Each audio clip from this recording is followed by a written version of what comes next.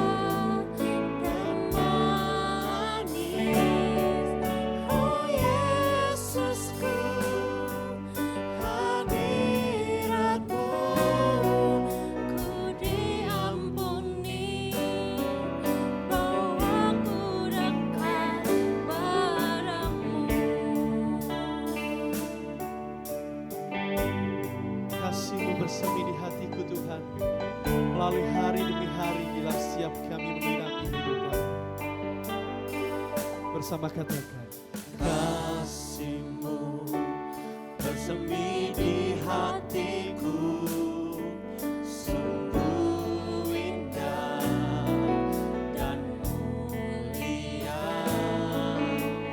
Damai-Mu bersemi di hatiku, bertelamku di hadirat-Mu. Kau terindah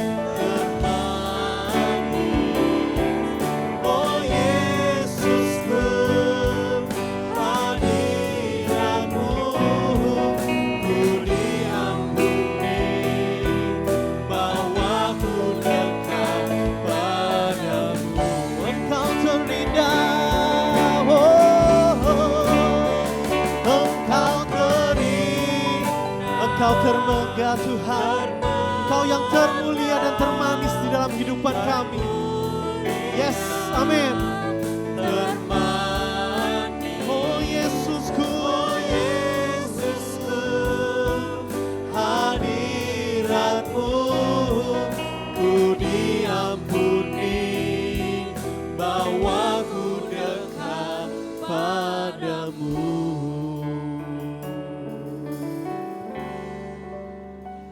Engkau terindah,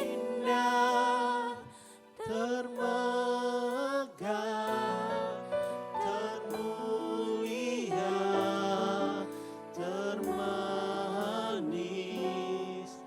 Oh Yesusku, hadirat-Mu ku diampuni, bawa ku dekat padamu. Ku diampuni Tuhan, ku diampuni, bawa ku dekat padamu.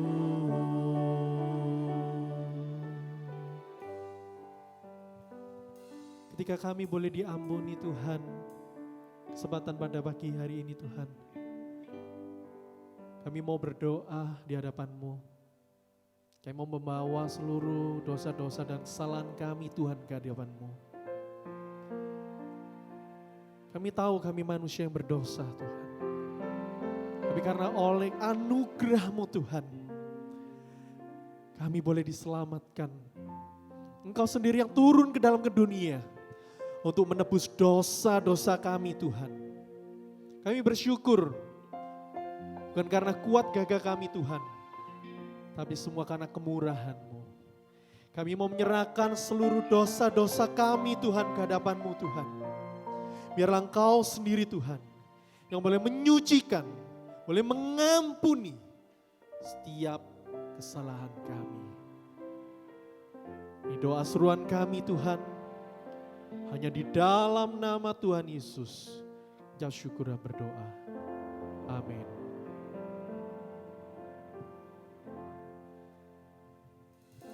Menjadi respon setiap kita. Kita menaikkan syukur kita di hadapan Tuhan. Sebab karena kasih-Nya yang sempurna, yang boleh menebus saudara dan saya. Puji Tuhan, sebab kasih-Nya sempurna. Kasih-Nya baru tiap pagi, berlimpah kasih-Nya lampaui dosa.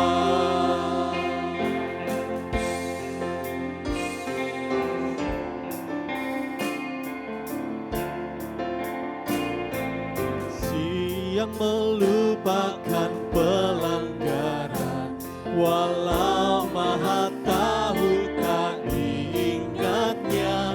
Allah hapuskan segala kesalahan, berlimpah kasih-Nya lampaui dosa. Puji Tuhan, sebab kasih-Nya sempurna. Kasih-Nya baru tiap pagi, berlimpah kasih-Nya lampaui dosa.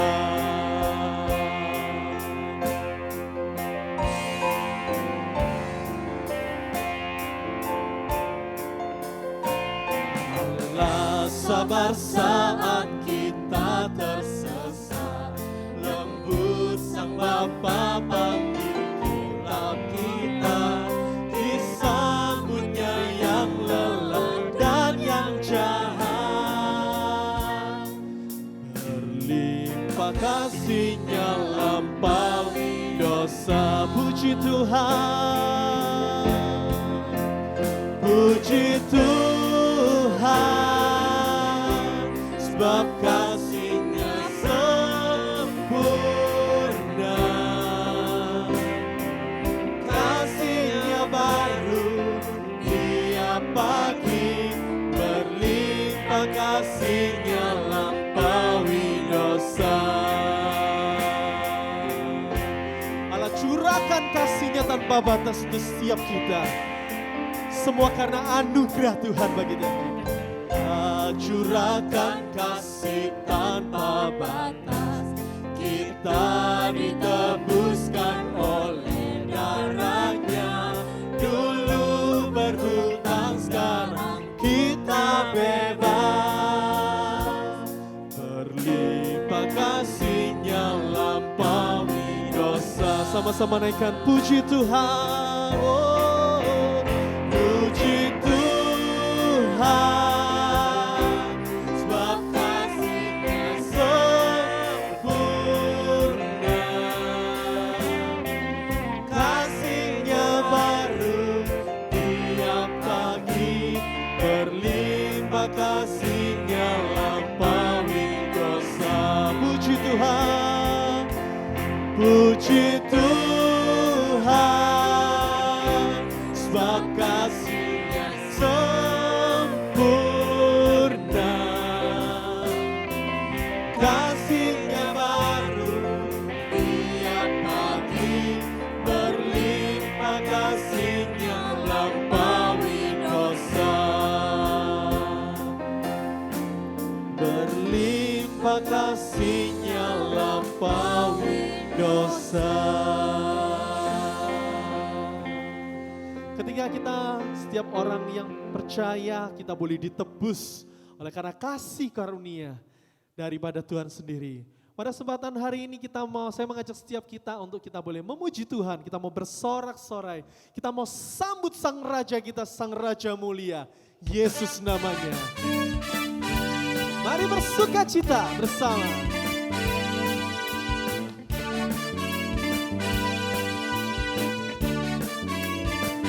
Katakan sama-sama.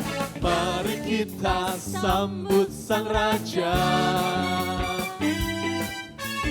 Mari kita puji nama-Nya. Dia yang maha mulia, Dia yang maha kuasa. Nama siapa? Yesus namanya. Mari kita sambut Sang Raja bersama. Semua katakan. Mari kita sambut Sang Raja. Mari kita puji nama-Nya. Dia yang maha mulia, Dia yang maha kuasa. Nama siapa? Amin. Namanya. Katakan sama puji Hosana. Hosana, puji Hosana, puji Hosana, mulia nama-Nya. Puji Hosana, Hosana, puji Hosana, puji Hosana, mulia nama-Nya. Mari kita sambut Sang Raja. Semua katakan. Mari kita sambut Sang Raja, puji nama-Nya. Kita puji nama-Nya. Yang maha mulia, yang maha mulia, yang maha kuasa. Yesus, Yesus, Yesus namanya. Puji Hosana semua. Puji Hosana, puji Hosana, puji Hosana, mulia nama-Nya. Puji Hosana.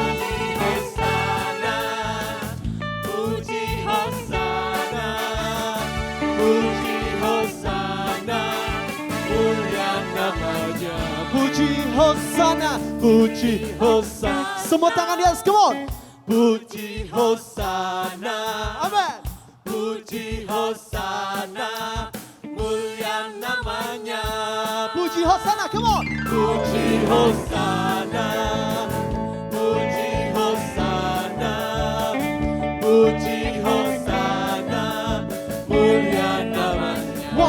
Tuhan, katakan puji Hosana.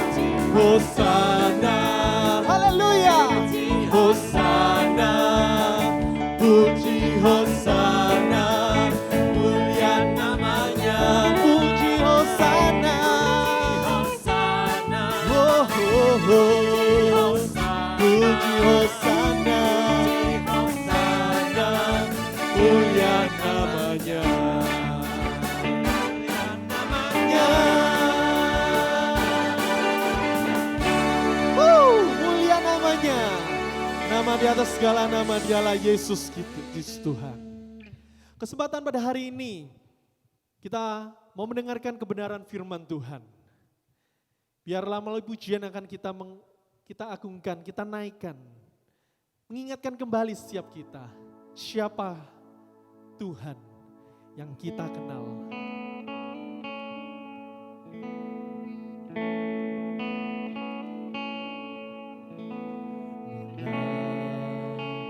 Ku buka mataku dan lihat wajah-Mu. Ku terkagum bila ku lihat hidupku dan karya tangan-Mu. Ku tersanjung karena semua yang baik dalam hidupku. Yes. Itulah karya-Mu. Kau beri kesempatan yang baru, dan ku ingin mengenal-Mu, Tuhan, lebih dalam dari semua yang ku kenal. Tiada kasih yang melebihi-Mu. Ku ada untuk menjadi penyembah-Mu.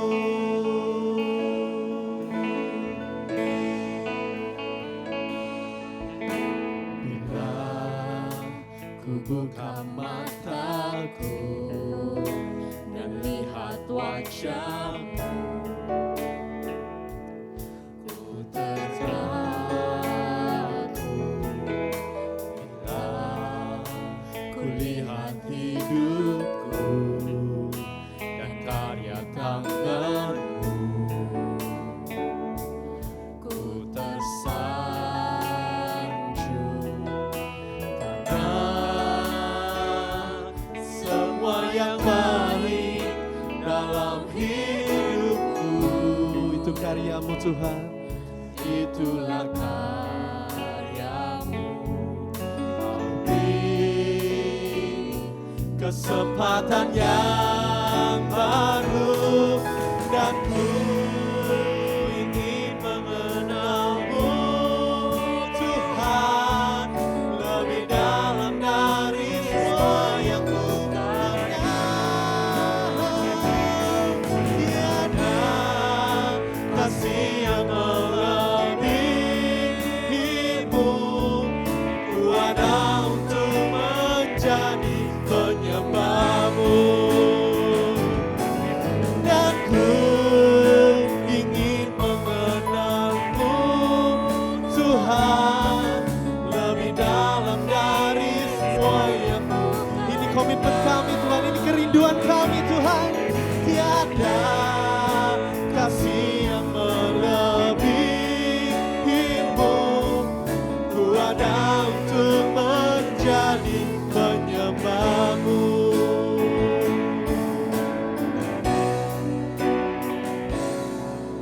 Ku ada untuk menjadi, ku ada untuk menjadi penyembah-Mu.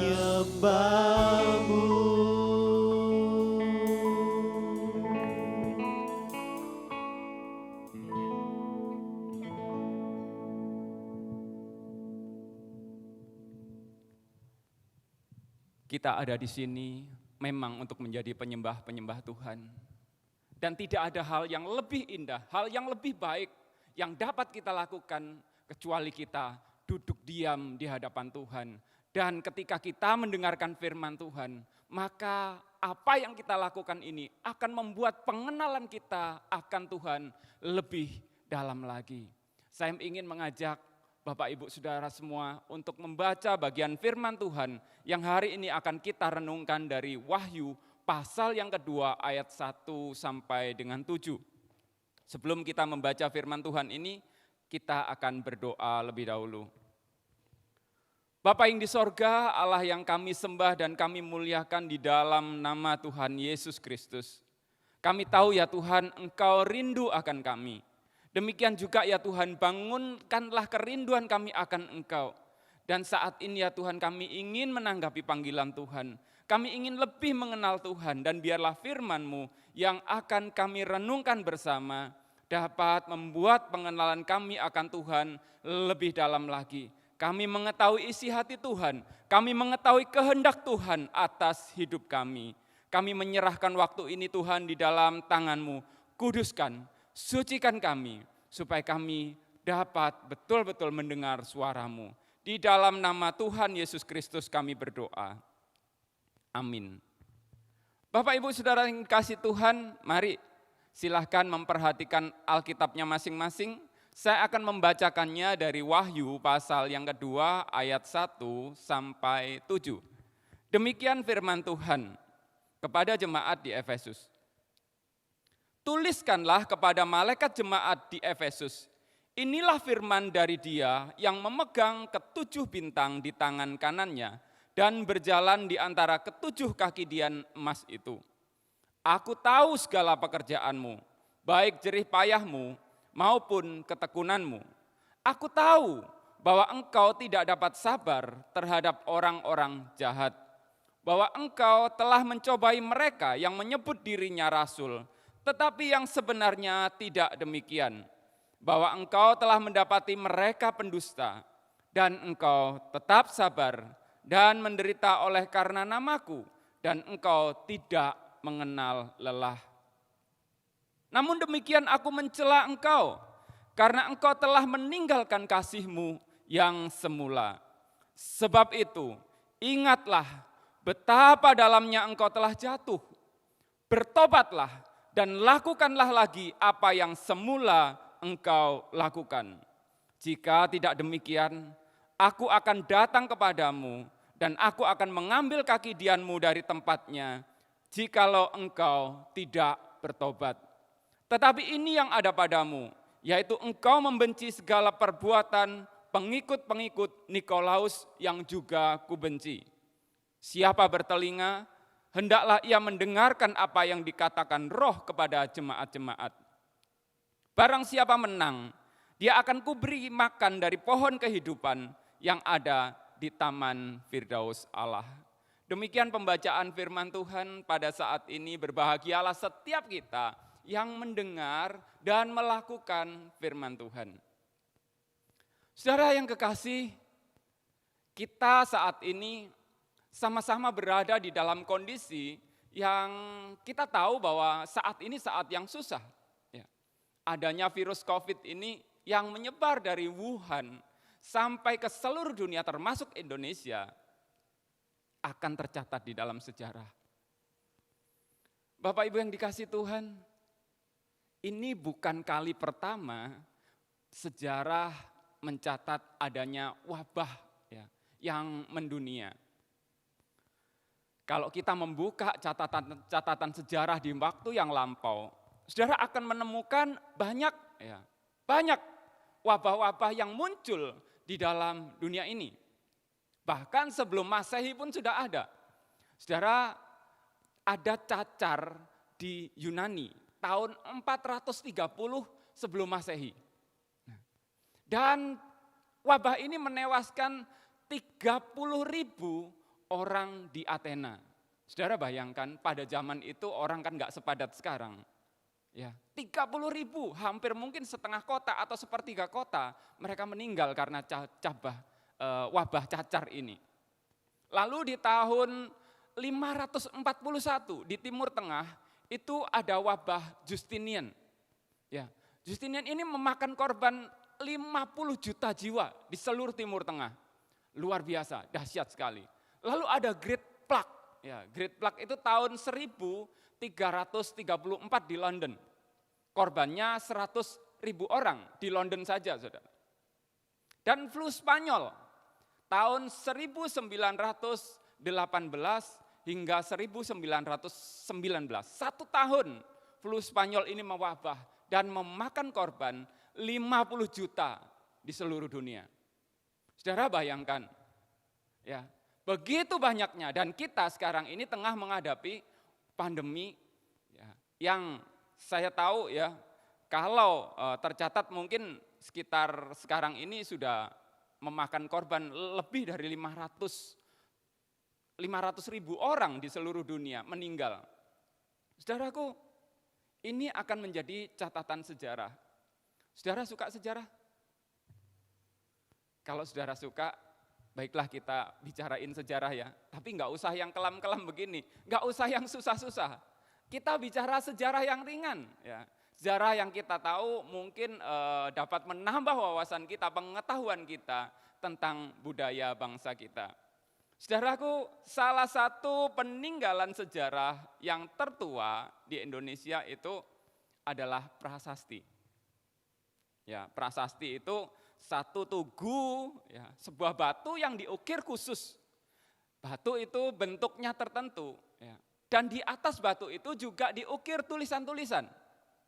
Itu yang disebut prasasti. Dan yang paling tua ditemukan di Kutai, di tepi sungai Muara Kaman. Karena itu prasasti itu juga disebut sebagai prasasti Muara Kaman. Ada 7 prasasti yang disebut yupa, ya, jadi satu tugu itu disebut yupa. Ada 7 peninggalan dan tulisan-tulisannya masih terbaca jelas. Kalau kita hitung sejak sekarang, ya, dibuat di abad ke-5 atau tahun 400-an, umurnya sudah 1.600 tahun lebih. Saudaraku, coba perhatikan, 1.600 tahun bukan waktu yang singkat, tetapi tulisan di atas prasasti itu masih dapat tetap terbaca. Inilah hebatnya tulisan. Tulisan lebih permanen, tulisan lebih melekat, tulisan tidak mudah hilang. Beda dengan memori kita, beda dengan otak kita. Kita gampang melupakan, bahkan mungkin kita masih untuk mengingatnya, untuk menceritakan sesuatu yang sudah lampau, itu tidak murni. Bisa ditambah, bisa dikurang, karena kita hanya mengandalkan ingatan. Kira-kira saja. Itulah sebabnya tulisan penting. Dan saya pikir ide untuk menulis ini, saudara, saya yakin datangnya dari Tuhan. Saya yakin ide menuliskan sesuatu datangnya dari Allah. Kok bisa begitu? Saudara coba simak, buka bagian Alkitab saudara. Pada saat Tuhan Yesus memberikan Allah ya, pada saat Allah memanggil Musa dan memberikan 10 hukum, Allah menuliskan. Ya. Allah menulis loh-loh batu itu dengan jarinya. Pada saat Musa marah, batu itu dipecah. Musa disuruh membuat loh batu yang baru. Dan dihadapkan pada Tuhan, Tuhan menuliskannya. Saudara, lihat, Tuhan ingin agar apa yang ia katakan, apa yang ia sampaikan itu permanen. Apa ia maksudkan itu diingat supaya tidak hilang. Allah tidak mungkin lupa, kita yang mudah lupa. Karena itu Tuhan ingin supaya setiap kata, apa yang ia ingin sampaikan semuanya itu tertulis. Demikian juga dengan firman ini saudara. Allah menampakkan diri kepada Yohanes. Tuhan Yesus menampakkan diri kepada Yohanes. Dan Allah ingin, Tuhan Yesus ingin agar Yohanes menuliskan apa yang Tuhan kehendaki. Menuliskan kata-kata firman. Dan firman itu terpelihara saudara. Allah tahu bahwa suatu kali ya ketika dia berfirman hal ini akan penting, hal ini akan bermanfaat bagi generasi-generasi. Dan ketika itu dituliskan, maka lebih permanen. maka bisa lebih melekat, tidak akan hilang, ya, tersimpan dengan baik karena dituliskan. Itu sebabnya saudara, Allah ingin agar kata-kata firman-Nya itu dituliskan. Dan memang pada awalnya tulisan-tulisan tersebut ditujukan kepada jemaat Efesus. Maka Tuhan berkata kepada Yohanes, tuliskanlah kepada jemaat Efesus. Siapa sih saudara jemaat Efesus itu? Ya. Kalau kita melihat Alkitab kita, saudara, jemaat Efesus adalah jemaat milik Tuhan. Di sana digambarkan firman dari Dia yang memegang 7 bintang. Dan salah satu bintang itu adalah jemaat Efesus. Jadi dari sini kita punya sebuah pemahaman bahwa jemaat atau gereja itu adalah milik Tuhan. Tuhan yang memegang, Tuhan yang betul-betul memegang kendali, Tuhan yang mempunyai. Saudaraku, demikian juga dengan kita. Kalau firman itu hari ini kita baca, maka firman itu tertuju kepada kita. Dan kita juga harus yakin bahwa kita ini, jemaat GKK ini adalah milik Tuhan.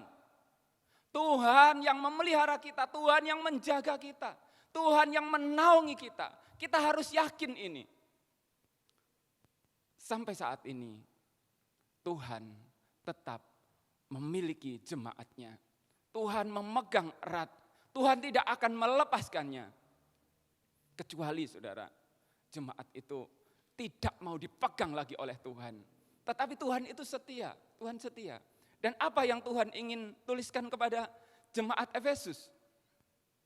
Tulisan itu dimulai dengan perkataan, aku tahu. Aku tahu. Jadi Tuhan kita bukan hanya seorang pemilik, lalu tidak memperhatikan apa yang dimilikinya. Tetapi Dia adalah seorang pemilik yang merawati sehingga Dia tahu. Yang artinya Dia terus mengawasi, Dia terus memperhatikan, Dia terus melihat, Dia terus menyelidiki. Karena itu saudara, hati-hati. Ya. Hati-hati ketika saudara berhadapan dengan Tuhan. Tidak ada sesuatu pun yang dapat disembunyikan. Tuhan tahu. Kita pikir kita dapat berdusta, kita pikir kita dapat berbuat sesuatu tanpa diketahui siapapun. Tetapi Tuhan katakan, aku tahu. Itu yang harus membuat kita waspada. Jika demikian, apa yang Tuhan ketahui tentang jemaat Efesus ini? Tuhan tahu segala pekerjaannya. Tuhan tahu jerih lelahnya. Tuhan tahu ketekunannya. Tuhan tahu bahwa mereka melawan orang-orang jahat. Tuhan tahu bahwa mereka memiliki pengetahuan yang luar biasa. Di mana mereka dapat membuktikan adanya guru-guru palsu, pengajar-pengajar palsu, rasul-rasul palsu. Yang artinya mereka mendebat, ya. Mereka punya pemahaman jika mereka tidak memiliki pengetahuan yang baik, bagaimana mungkin mereka dapat membedakan ajaran itu. Dan mereka juga adalah orang-orang yang tabah menderita, orang-orang sabar dan tidak kenal lelah. Luar biasa ya saudara, jemaat Efesus. Bagaimana dengan kita? Coba deh kita bandingkan diri kita dengan jemaat Efesus. Gak usah dibandingkan dari banyak hal itu saudara. Satu hal saja. Apakah kita sebagai jemaat Tuhan, kita mampu membedakan pengajar palsu dan bukan? Apa kita memiliki pemahaman yang cukup? Saya percaya saudara, saudara juga punya kemampuan itu. Katakanlah saudara sudah beribadah di gereja 15 tahun. Kalau satu bulan 4 kali kita beribadah, lalu dikalikan 15 tahun, mungkin 700 kali lebih saudara-saudara kalau tidak pernah absen. Saya hitung 720 saudara mendengar khotbah. Belum lagi saudara belasan kali ikut seminar. Akhir-akhir ini juga banyak webinar saudara. Kalau saudara ikuti pengetahuan saudara cukup. Dan saya yakin saudara dapat juga menandingi jemaat Efesus ini. Saudara punya pengetahuan yang cukup sama seperti jemaat Efesus ini. Tetapi saudara, hati-hati. Ada sebuah peringatan kepada jemaat Efesus. Yang artinya juga ada sebuah peringatan bagi kita. Jika Tuhan mengingatkan jemaat Efesus pada waktu itu dengan segala kelebihan itu, mereka tetap ada celah, mereka ada tetap dikritik oleh Tuhan. Lebih-lebih kita. Apa yang dicela oleh Allah dari diri jemaat Efesus itu? Firman Tuhan katakan, engkau meninggalkan kasih yang semula. Firman Tuhan katakan bahwa mereka meninggalkan kasih yang semula. Apa artinya saudara meninggalkan kasih yang semula? Saya mencoba mempelajari bagian ini. Ya, kata meninggalkan itu dari bahasa aslinya adalah aphemi. Ya, aphemi. Apa itu aphemi? Aphemi itu sebuah kata kerja. Ya. Kalau diceritakan, nih misalnya saya punya istri, ya. Saya punya pacar, saya punya pasangan. Nah, saya berkata kepada dia, aku tidak cinta lagi sama kamu. Kita putus. Lalu saya tinggalkan dia. Nah itu saudara konsep meninggalkan. Jadi hubungan suami istri yang diputuskan lalu pergi. Atau saudara, dua orang yang berbicara. Misalkan saya ada di sebelah saya berbicara dengan seseorang. Ketika saya berbicara dengan dia, lalu pembicaraan selesai. Tidak ada lagi yang perlu dibicarakan. Saya pergi, saya tinggalkan dia. Karena sudah selesai. Itu pemahaman tentang aphemi, meninggalkan. Artinya apa? Secara sengaja. Bisa juga melakukan pembiaran, bisa juga menjauhi. Jadi ini adalah kata kerja aktif yang disadari. Bukan kecelakaan, saudara. Bukan tidak disengaja. Kalau kecelakaan itu tidak sengaja, tetapi meninggalkan adalah sebuah tindakan yang sengaja dilakukan. Wow, luar biasa ya saudara. Jadi kalau kita lihat di dalam konteks peringatan Allah terhadap jemaat Efesus ini, jemaat Efesus dari posisi yang semula mereka adalah orang-orang yang mengasihi Tuhan, mereka orang-orang mengasihi Allah, maka mereka dengan sadar mereka tahu, aku tidak mau lagi seperti itu, aku tinggalkan sikap seperti itu. Itu sebabnya Tuhan memberikan peringatan kepada mereka, betapa dalamnya engkau telah jatuh. Mengapa kok begitu dalam kejatuhan mereka? Apa salahnya meninggalkan itu? Saudara, relasi dengan Allah itu didasari dengan kasih. Relasi dengan Allah, hubungan dengan Allah dimulai dengan kasih. Ketika kita percaya kepada Allah, maka Allah memberikan kepada kita kasih-Nya. Nah, seluruh kehidupan orang percaya dibangun di atas kasih. Lah kalau kasih itu ditinggalkan, lalu dasarnya apa? Apa yang dapat menjadi dasar lagi bagi kepercayaan itu? Tidak ada, akan goyah saudara. Nah pengertian aphemi ini juga, jadi ketika seorang meninggalkan, maka kasih yang ada di dalam dirinya itu bisa berkurang. Ya. Jadi kasih itu berkurang, kalau seseorang meninggalkan tidak cinta lagi, maka cinta atau kasihnya itu berkurang atau dialihkan kepada sesuatu yang lain. Jadi objek kasihnya berubah, dipindahkan. Ini saudara yang menjadi kejatuhan orang-orang Efesus. Jika mereka tidak mengasihi Allah lagi, lalu mereka mengasihi siapa? Itu yang jadi tanda tanya. Itu yang jadi tanda tanya besar. Saudaraku, kalau kasih sirna, yang muncul apa saudara? Kalau kasih hilang, apa yang menggantikan kasih itu? Memang sulit saudara untuk memahami bagian-bagian ini. Ya, bagaimana kita bisa tahu firman ini untuk memahami dengan tepat dan benar.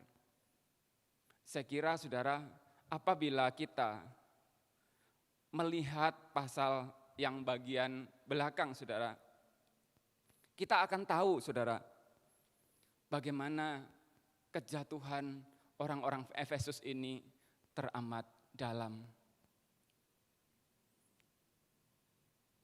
Di ayat 6, di sana dikatakan, tetapi ini yang ada padamu, yaitu engkau membenci segala perbuatan pengikut-pengikut Nikolaus yang juga kubenci. Jemaat Efesus membenci perbuatan-perbuatan pengikut Nikolaus. Perbuatannya apa? Kita tidak tahu, saudara, sebab Alkitab tidak menjelaskan apa perbuatan mereka. Tetapi di sana dituliskan bahwa Allah juga membenci perbuatan pengikut-pengikut Nikolaus itu. Jadi bukankah ini sesuatu yang baik, sesuatu yang indah, yang ada di dalam diri jemaat Efesus, bahwa mereka tahu betul apa yang diperbuat, bahwa mereka juga ngerti bahwa Allah membenci itu, dan mereka juga ikut membenci perbuatan pengikut-pengikut Nikolaus. Tetapi saudara, jika kita pikirkan baik-baik, apakah mungkin cara jemaat Efesus untuk membenci setara dengan cara Allah untuk membenci? Bisakah mereka membenci dengan cara seperti Allah sehingga cara membencinya itu tidak terdistorsi? Allah itu membenci, saudara, tetapi kemampuan Allah membenci tidak membuat dia jatuh di dalam dosa. Jemaat Efesus berbeda. Kalau mereka membenci, bisa jadi membencinya bukan hanya perbuatan, tetapi meluas sampai pada pribadinya. Kebenciannya bukan lagi pada perbuatan melulu, tetapi bisa terjadi pada orang-orangnya juga. Karena apa? Ya karena natur berdosa itu. Saudaraku, ini yang tidak dapat diterima. Ini yang harus juga menjadi peringatan bagi kita. Perasaan mereka ini di ayat 6 itu dijelaskan, tetapi ini yang ada padamu. Jadi kasih itu hilang, yang sekarang ada apa? Benci.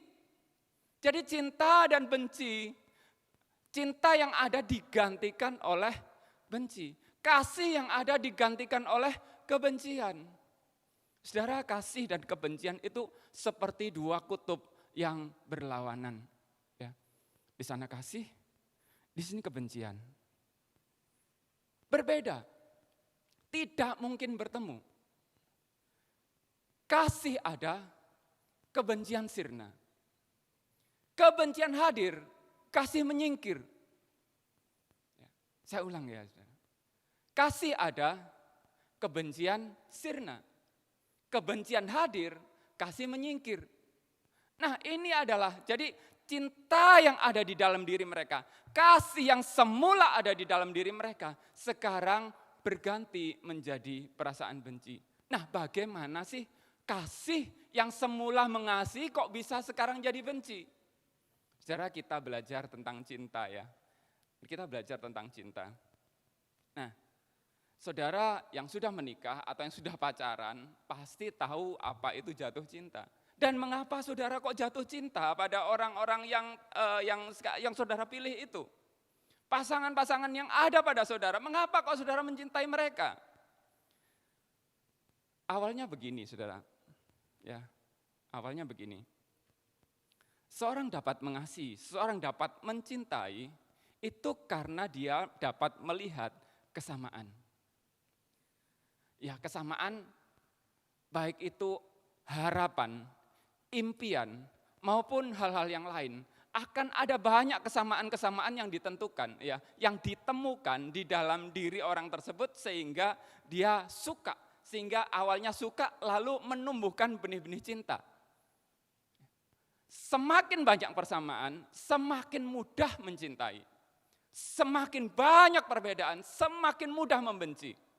Jadi kalau menemukan persamaan-persamaan, maka akan mudah untuk mencintai. Sebaliknya, apabila ditemukan perbedaan-perbedaan, maka akan muncul rasa benci. Pernah satu kali, saudara, teman saya, dia lagi pacaran ya, lalu dia cerita bahwa saat itu waktu bercerita dengan saya, pacarnya dia sudah diputus sama pacarnya. Sudah tahu, waktu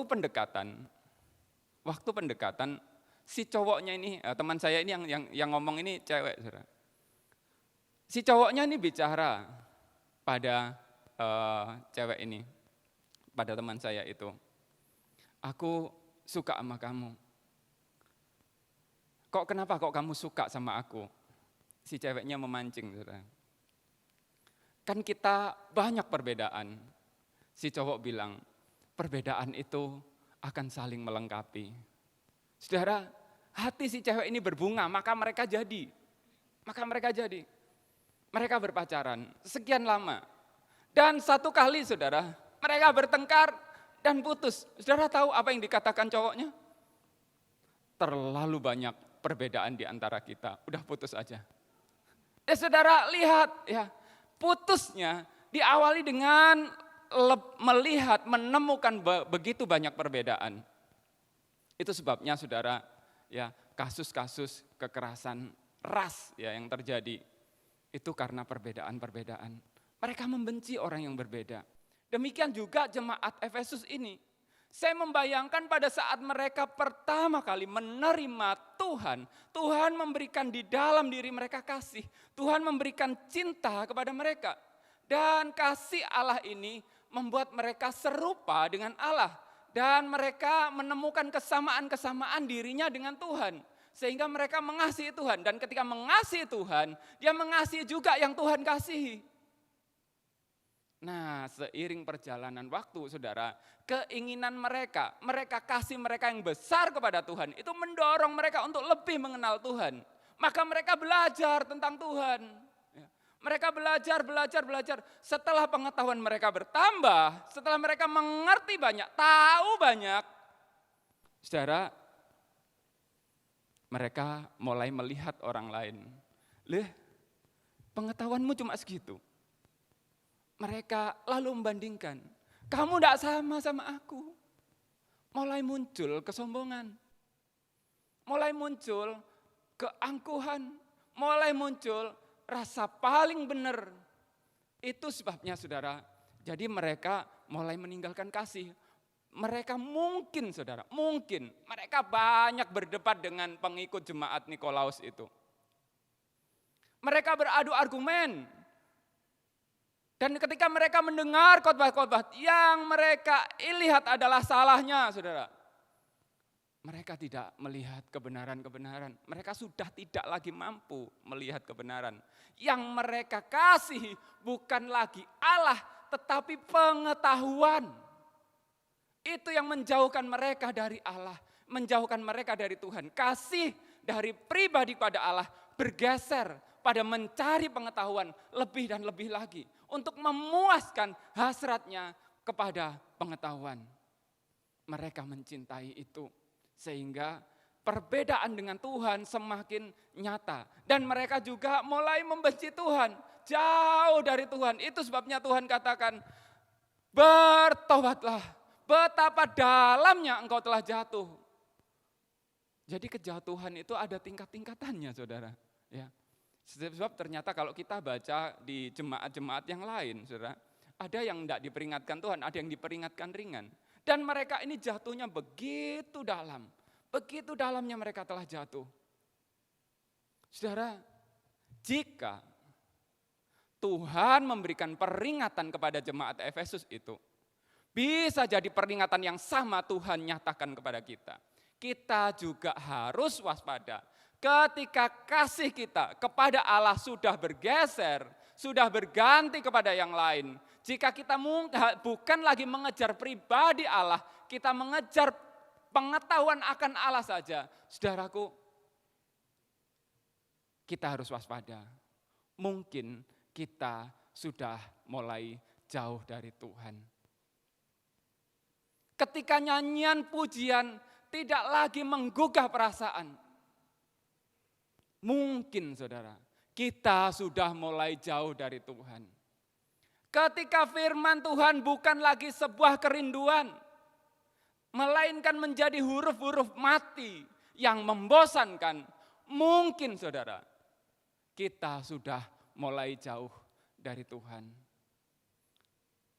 Ketika ibadah hanya menjadi sebuah rutinitas yang tidak dapat menyentuh hati, mungkin juga kita sudah mulai jauh dari Tuhan. Ketika persekutuan dengan saudara-saudara seiman menjadi tidak berarti, dan melihat mereka tugas-tugas pelayanan sebagai sesuatu yang membebani, hati-hati, mungkin juga kita sudah mulai jauh dari Tuhan. Waspada saudara, jika kita juga meninggalkan kasih akan Allah ini, maka kita juga harus sama seperti jemaat Efesus diingatkan Tuhan. Bertobatlah. Jemaat Efesus, saya tidak tahu mereka bertobat atau tidak, tetapi faktanya jemaat itu hilang, kota Efesus tidak ada lagi, hanya tinggal puing-puing. Jika kita tidak bertobat saudara, mungkin kita juga ditinggalkan oleh Allah. Allah tidak akan lagi memegang kita. Allah akan membuangnya karena kedegilan hati kita. Kita harus bertobat. Kita harus bertobat. Kita kembali kepada titik awal. Ya. Karena pertobatan itu akan memungkinkan kita memperoleh pengampunan. Pengampunan yang kita terima akan memungkinkan kita mengalami pengudusan. Pengudusan yang kita terima dari Allah akan menghasilkan kesamaan. Sama dengan siapa? Sama dengan Tuhan, sebab Tuhan adalah kudus. Tidak ada seorang pun yang dapat melihat Allah tanpa kekudusan. Tuhan juga berfirman, berbahagialah orang yang suci hatinya, karena mereka akan melihat Allah. Jadi tanpa kekudusan kita tidak akan sama dengan Tuhan. Dan kalau kita tidak melihat kesamaan kita dengan Tuhan, kita jadi benci dengan Tuhan, kita jauh dari Dia. Kita harus mulai mendekat. Kita harus menemukan kesamaan-kesamaan itu. Saudara, lihatlah perumpamaan tentang anak yang hilang. Anak yang hilang, dia mengingat kembali tentang bapaknya. Di rumah bapakku ada banyak makanan. Maka dia kembali, langkah awal adalah kembali ke titik semula. Melangkah ke sana, demikian juga kita. Ketika kita tahu kita sudah jauh dari Tuhan, ketika hati kita hambar tidak lagi merasakan indahnya persekutuan dengan Tuhan, kita harus bertobat dan melangkah untuk dekat dengan Allah, meminta pengampunan dari Dia, memohon supaya kita dikuduskan. Anak yang bungsu itu, anak yang hilang, dia kembali kepada bapaknya. Ketika dia kembali, dia dipeluk, dia menerima pengampunan, mengalami penerimaan. Dan jubahnya, bajunya digantikan dengan yang baru. Sehingga dan dipakaikan cincin meterai di jarinya. Sehingga dia semakin serupa dengan bapaknya. Ketika dia sama dengan bapaknya, statusnya sudah berbeda.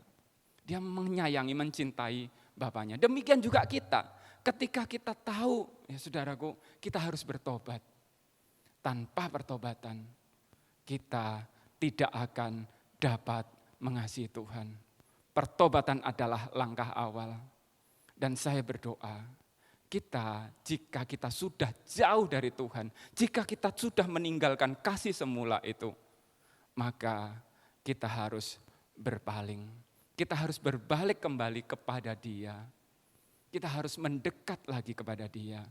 Supaya kita dapat memperoleh kemenangan yang dari Tuhan. Tuhan berkata, barang siapa mempunyai telinga, hendaklah ia mendengar. Saya yakin kita semua memiliki telinga. Tuhan juga ingin kita menang, karena kalau kita menang, kita akan disediakan makanan dari pohon kehidupan itu. Biarlah hasrat ini menolong kita untuk semakin dekat dengan Dia, semakin serupa dengan Tuhan. Tuhan memberkati. Kita berdoa. Bapa yang di sorga, terima kasih kami naikkan syukur kami kepadamu, sebab kebaikan-Mu yang Kau nyatakan ya Tuhan. Biarlah firman-Mu ini menjadi peringatan akan kami, supaya kami sungguh-sungguh waspada. Kami sungguh-sungguh mengevaluasi diri kami sedemikian rupa ya Tuhan. Apakah kami sudah jauh dari Tuhan? Apakah kasih kami dengan Tuhan sudah menjadi dingin? Tolong ya Tuhan, ampuni kami. layakkan kami kembali, bawa kami kembali mendekat kepadamu. Dan tolong kami ya Tuhan, untuk terus-menerus mengevaluasi diri, memperbaiki diri kami, supaya kami jangan jauh daripadamu ya Tuhan. Kami tidak dapat membayangkan apabila perlindungan Tuhan, Tuhan jauhkan dari kami. Terima kasih ya Tuhan, terima kasih. Berkati kami, di dalam nama Tuhan Yesus Kristus kami berdoa. Amin. Saudara, bersama dengan jemaat gereja segala zaman, mari kita mengucapkan pengakuan iman kita yang berbunyi demikian. Aku percaya kepada Allah, Bapa yang Maha Kuasa, Khalik langit dan bumi, dan kepada Yesus Kristus anaknya yang tunggal Tuhan kita, yang dikandung dari Roh Kudus, lahir dari anak darah Maria, yang menderita sengsara di bawah pemerintahan Pontius Pilatus, disalibkan, mati dan dikuburkan, turun ke dalam kerajaan maut. Pada hari yang ketiga bangkit pula dari antara orang mati, naik ke sorga, duduk di sebelah kanan Allah, Bapa yang Maha Kuasa. Dan dari sana ia akan datang untuk menghakimi orang yang hidup dan yang mati. Aku percaya kepada Roh Kudus, gereja yang kudus dan am, persekutuan orang kudus, pengampunan dosa, kebangkitan orang mati, dan hidup yang kekal. Amin. Tetap di dalam hadirat Tuhan, mari bersama-sama kita akan menaikkan doa syafaat kita. Yang pertama, saudara, janganlah kita berhenti-hentinya berdoa untuk pemulihan ya Tuhan dari wabah ini, baik itu di kota kita maupun di seluruh dunia. Sebab wabah ini telah memakan begitu banyak korban. Kita doakan supaya pemulihan yang dari Tuhan, Tuhan karuniakan. Dan yang kedua, kita doakan bagi pemuda-pemuda, juga pelajar-pelajar gereja kita, mereka yang menghadapi ujian, atau mungkin mereka yang sedang libur, atau yang memulai sekolah yang baru, waktu sekolah yang baru, kita doakan juga agar mereka dapat menyesuaikan diri dengan proses belajar mengajar yang metode dengan baru, sistem online dan sebagainya. Supaya mereka juga pengetahuan tetap bertambah dan mereka tetap merasa nyaman. Kita doakan dua hal ini. Bapa di sorga, saat ini kami bersama-sama bersehati. Kami berdoa ya Tuhan dan memohon belas kasihan Tuhan atas dunia ini. Berbagai negara mulai berjatuhan ya Tuhan, secara ekonomi mereka tumbang karena lockdown, karena mengalami gangguan kesehatan. Demikian juga yang terjadi di Indonesia ini. Bahkan dari antara anak-anak-Mu, banyak dari antara mereka yang menjadi korban. Ada yang menderita di rumah sakit, ada juga dari antara mereka yang tidak dapat bertahan, dan mereka meninggal karena wabah ini. Kami berdoa ya Tuhan, kiranya belas kasihan-Mu Kau nyatakan, khususnya juga untuk Surabaya, karena Surabaya ini termasuk daerah yang berwarna merah, yang artinya ada begitu banyak kasus, ada begitu banyak orang yang terinfeksi, dan penularannya begitu cepat. Kami berdoa ya Tuhan, angkatlah virus ini. Jika tidak demikian, Tuhan karuniakan kekebalan kepada tiap-tiap orang, atau Tuhan juga dapat mengeluarkan hikmat ya Tuhan, memberikan hikmat kepada anak-anak-Mu agar mereka dapat menemukan vaksin bagi virus ini. Kami menyerahkan itu semua dalam kasih dan kebijaksanaan Tuhan. Demikian juga kami berdoa untuk pelajar-pelajar yang ada di GKKA, juga mahasiswa, mereka yang mungkin sedang menghadapi ujian. Kami doakan mereka diberkati oleh Tuhan dan berhasil. Juga untuk pelajar-pelajar yang memulai tahun ajaran baru dengan sistem belajar yang baru, Tuhan juga tolong supaya mereka dapat menyesuaikan diri dan mereka juga bertambah pengetahuan mereka sekalipun dengan cara yang berbeda. Kami doakan ya Tuhan, anak-anak, remaja dan pemuda di gereja ini berhasil di dalam studi mereka untuk mempermuliakan nama-Mu. Terima kasih Tuhan, berkati mereka semua dan berkati juga kami. Ini doa yang kami naikkan kepadamu, kami mohon semuanya ini di dalam nama Tuhan Yesus Kristus. Amin. Tuhan memberkati kita. Kesempatan pada hari ini, saya mengajak setiap kita, ketika kita boleh memberi, merupakan suatu anugerah. Memberi, bukan suatu paksaan. Biarlah kita meresponi iman kita melalui pujian yang akan kita naikkan.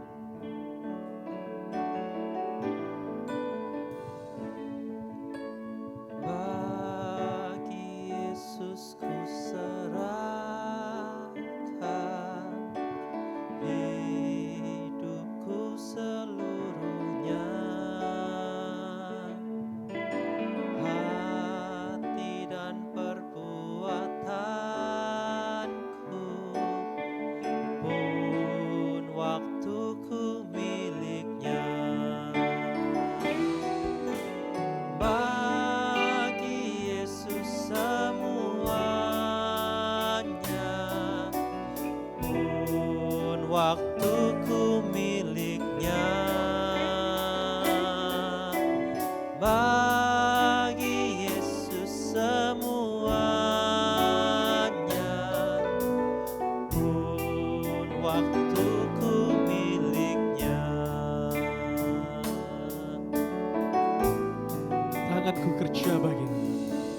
Tanganku kerja baginya, kakiku mengikutnya, mataku memandang Yesus, yang ku puji Dialah. Bagi Yesus, bagi Yesus semuanya, yang ku puji Dialah. Bagi Yesus semuanya, yang ku puji Dialah. Seluruh hidupku bagimu Tuhan. Seluruh hidupku bagimu, Terjadi kehendak-Mu Tuhan. terjadilah kehendak-Mu. Segenap diriku milik-Mu, pakai untuk kemuliaan-Mu. Seluruh hidupku Tuhan. Seluruh hidupku bagimu, terjadilah kehendak-Mu. Segenap diriku milik-Mu, pakai untuk kemuliaan-Mu.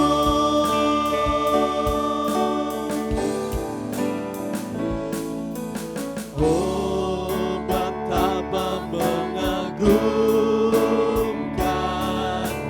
peran Raja semesta, Memanggilku sahabat.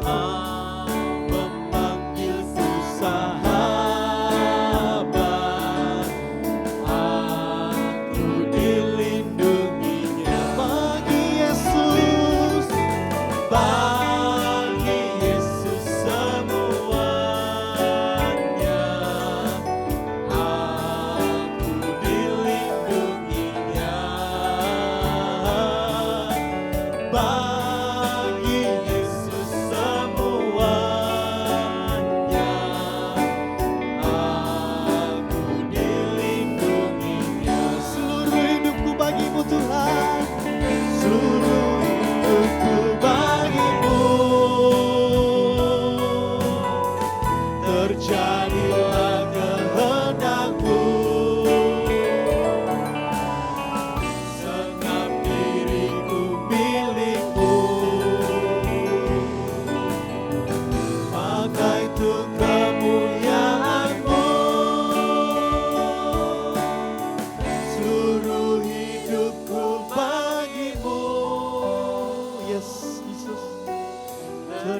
jadilah kehendak-Mu.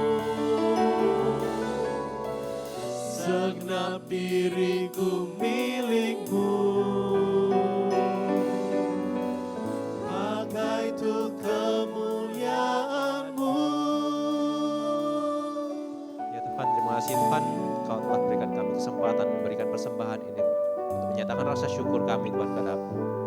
Biarlah Kau berkati persembahan ini, Kau pakai persembahan ini sebagai alat memperluas kerajaan-Mu dan menjadi berkat bagi orang lain Tuhan. Terima kasih Tuhan, dalam nama Tuhan Yesus kami berdoa. Amin.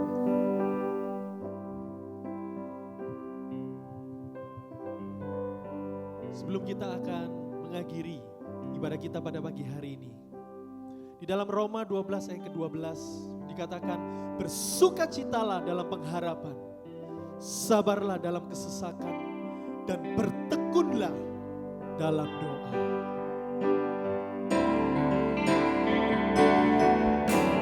Puji Allah Bapa Putra, puji Allah Roh Kudus, ketiganya yang esa. Pohon selamat sumber berkah.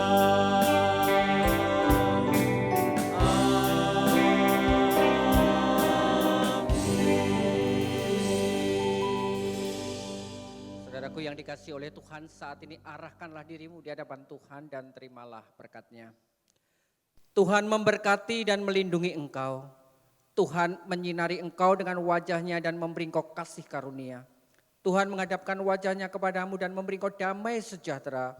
Mulai pagi hari ini sampai Maranatha Tuhan datang kedua kali. Amin.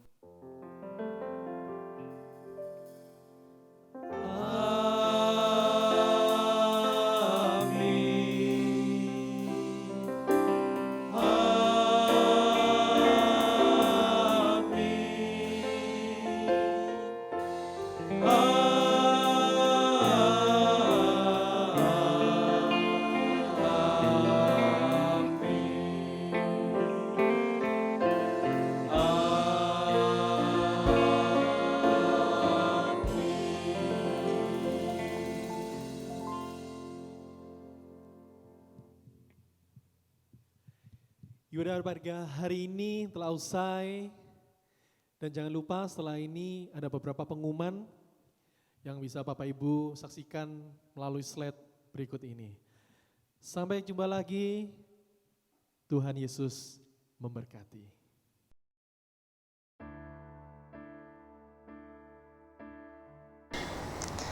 Godly Family, kita tahu bersama bahwa COVID-19 adalah penyakit virus yang telah menginfeksi puluhan ribu penduduk Indonesia dan puluhan juta penduduk dunia sampai detik ini. Dan faktanya bahwa COVID-19 cepat menular dan potensi untuk menyebabkan kematian itu sangat besar bagi orang-orang dengan imun yang lemah. Ada lansia, balita maupun ibu hamil, dan juga orang-orang yang punya penyakit sebelumnya. Itu tidak boleh kita sepelekan.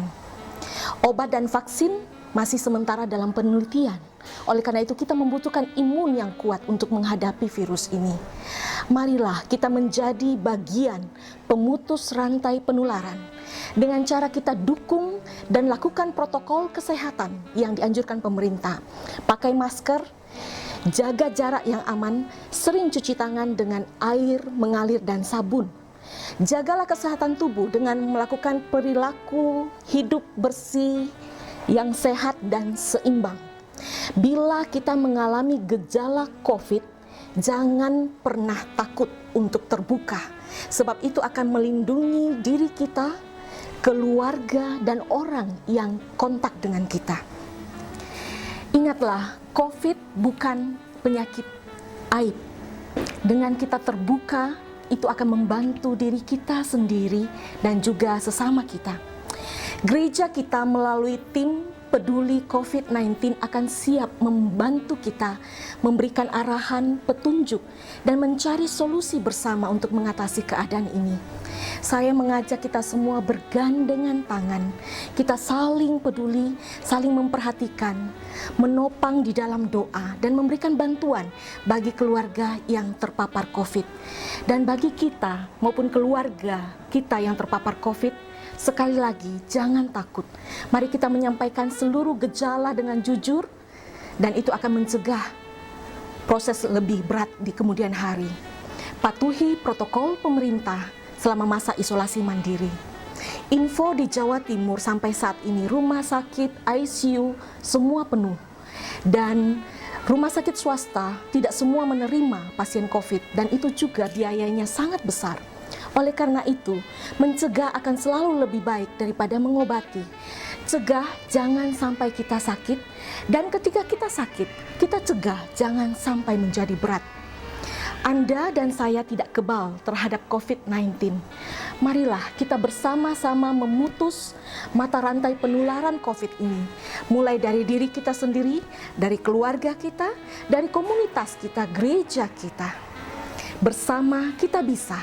Tuhan Yesus memberkati.